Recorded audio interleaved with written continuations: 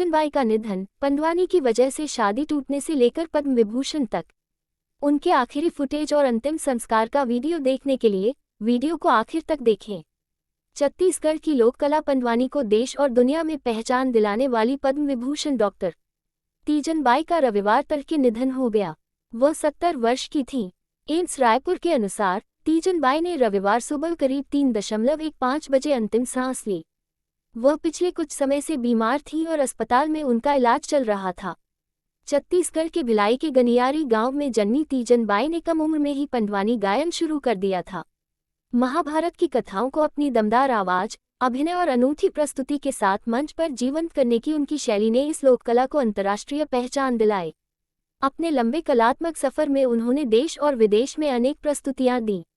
भारतीय लोक कला में उनके योगदान के लिए उन्हें पद्मश्री, पद्म भूषण और देश के दूसरे सर्वोच्च नागरिक सम्मान पद्म विभूषण से सम्मानित किया गया था। तीजनबाई का जन्म छत्तीसगढ़ के पाटन अटारी गांव में 8 अगस्त 1956 को हुआ था। उनका जन्म छत्तीसगढ़ के जाने माने लोकपर्व तीज के दिन हुआ था, इसलिए माता पिता ने उनका नाम तीजन रखा। हालांकि कुछ जगहों पर उनका जन्मदिन 24 अप्रैल को बताया जाता है, लेकिन यह इसलिए सही नहीं है क्योंकि उनका जन्म तीज के दिन हुआ था और ये अप्रैल महीने में नहीं होता। तीजन की मां का नाम सुखूती देवी था और उनके पिता का नाम हुनुकलाल पारधी था।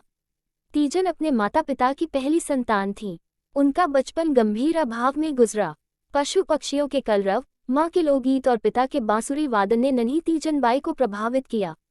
एक दिन अपने वृद्ध नाना को उन्होंने पंडवानी गाते हुए सुना तो वह मंत्रमुग्ध हो गईं। उसी समय उन्होंने पंडवानी सीखने का फैसला कर लिया। पारधी को अंग्रेजों ने आपराधिक जनजाति अधिनियम 1871 के तहत अपराधी जाति घोषित कर दिया था। बाद में जवाहरलाल नेहरू के प्रयास से 31 अगस्त 1952 को यह अधिनियम निरस्त कर दिया गया।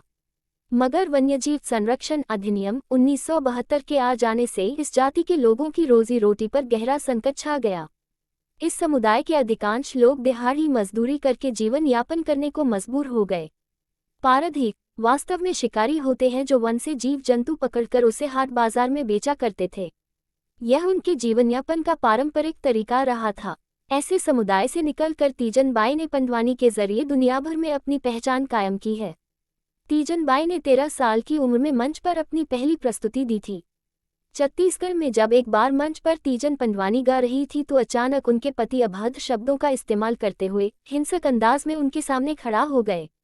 लेकिन तीजन ने तंबूरा उठाती है और जोर से कहा, तुमने केवल मेरा ही नहीं बल्कि मेरी कला और इस मंच का भी अपमान किया है, इसलिए तुम अब माफी के लायक नहीं हो। आज से तुम मेरे कोई नहीं हो। इसी गायिका से प्रभावित होकर देश की तत्कालीन प्रधानमंत्री इंदिरा गांधी ने कहा था, आप बहुत अच्छा महाभारत करती हैं। ये सुनकर तीजन ने तपाक से जवाब दिया, महाभारत नहीं करती हूँ, महाभारत की कथा सुनाती हूँ। तीजनबाई छत्तीसगढ़ की पहली महिला कलाकार थी जिन्हें पद्म विभूषण से सम्मानित किया गया था। छत्तीसगढ़ की पारधी और देवार जैसी आदिवासी जातियां पंडवानी का गायन करती हैं।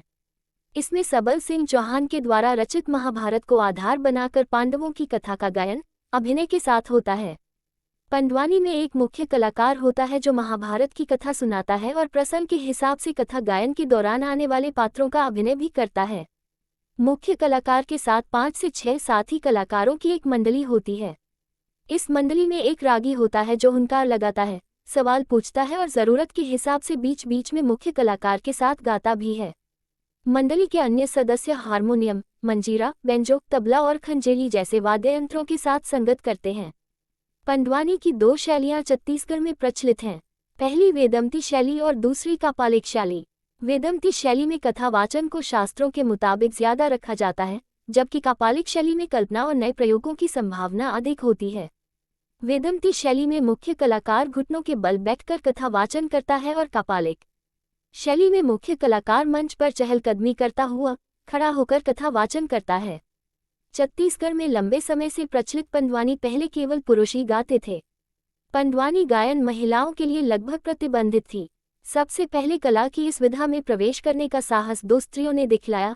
एक का नाम था लक्ष्मीबाई बंजारे और दूसरी का नाम है तीजनबाई। लक्ष्मीबाई बंजारे ने वेदमती शैली में पंडवानी गाने का साहस दिखाया तो तीजनबाई ने कापालिक शैली में ये काम कर दिखाया। तीजनबाई कापालिक शैली में पंडवानी गाने वाली पहली महिला बनी। जब तीजन बाई ने अपने चचेरे नाना बृजलाल पारधी से पंडवानी की शिक्षा लेनी शुरू की, तब उनकी उम्र मात्र 9 साल थी। उस समय समाज और परिवार ने उनका काफी विरोध किया। उन पर सामाजिक प्रतिबंध भी लगा। उन्हें अपने ही घर से निकाल दिया गया। पंडवानी गाने की वजह से उनकी पहली शादी भी टूट गई। दूसरी शादी में भी पंडवानी गायन के कारण ही दरारें आईं। इतना सब कुछ हो जाने के बावजूद तीजन बाई ने पंडवानी गायन नहीं छोड़ा। वह लगातार कथा तत्व और अभिनय पर काम करती रहीं। उनके लगातार अभ्यास ने उन्हें एक सफल पंडवानी गायिका के रूप में स्थापित कर दिया।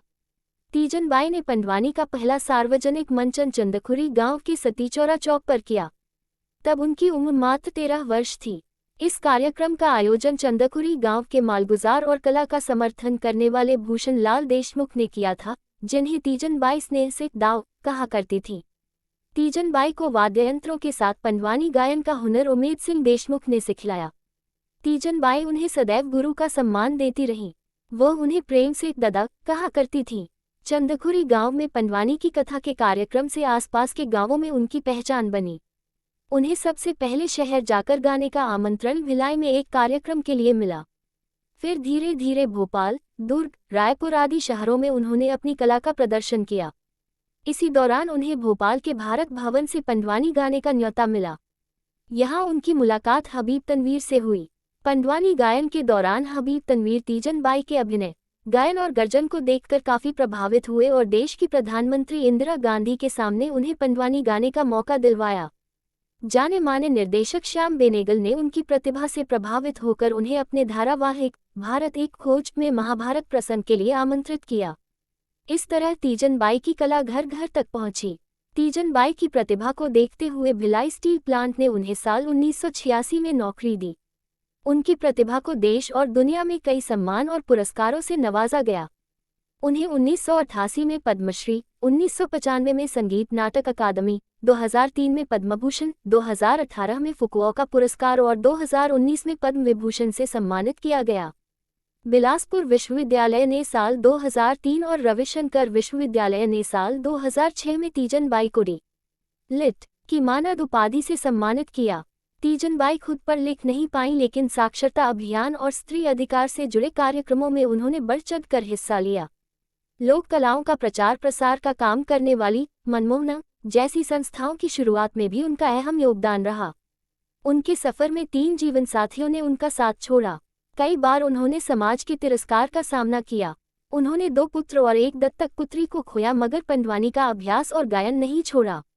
उनकी कला प्रशंसकों में शमशेर जैसे कवि, हबीब तनवीर जैसे नाटककार, इंदिरा गांधी जैसी राजनीतिज्ञ, शशि कपूर जैसे अभिनेता और रणवीर कपूर जैसे कलाकार रहे हैं।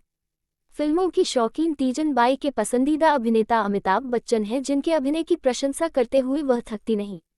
वो अक्सर उन पर फिल्माया गाना मेरे अंगने में तुम्हारा क्या काम है गुनगुनाती रहती हैं। तीजन बाई की लय दक्षता, कथा स्मृति, अभिनय कुशलता और अनुभवों ने पंडवानी की कथा को निश्चित तौर पर लोकप्रिय और प्रभावशाली बनाने में महत्वपूर्ण भूमिका निभाई है।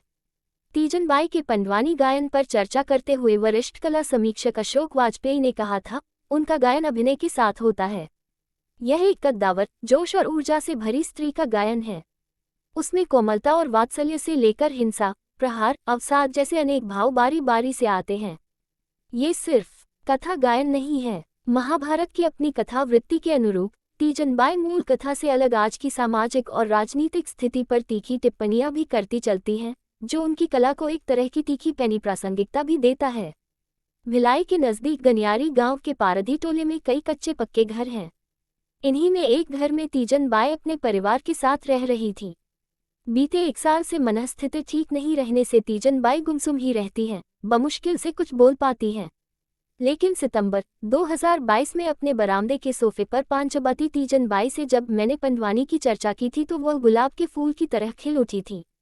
छत पर बंदर से लिपटे बच्चे को दिखाते हुए तीजन बाई ने कहा था, जैसे उसके बच्चे ने माँ को पकड़ रखा है, मैंने उसी तरह से पंडवानी को पकड़ रखा है। पंडवानी ही मेरा बेड़ा पार लगाएगी। रीजन बाई के लिए एक लाइक करें और एक कमेंट करें। कृपया नीचे कमेंट्स में उनके परिवार के लिए प्रार्थना और संवेदनाएं भेजें। ज्यादा जानकारी के लिए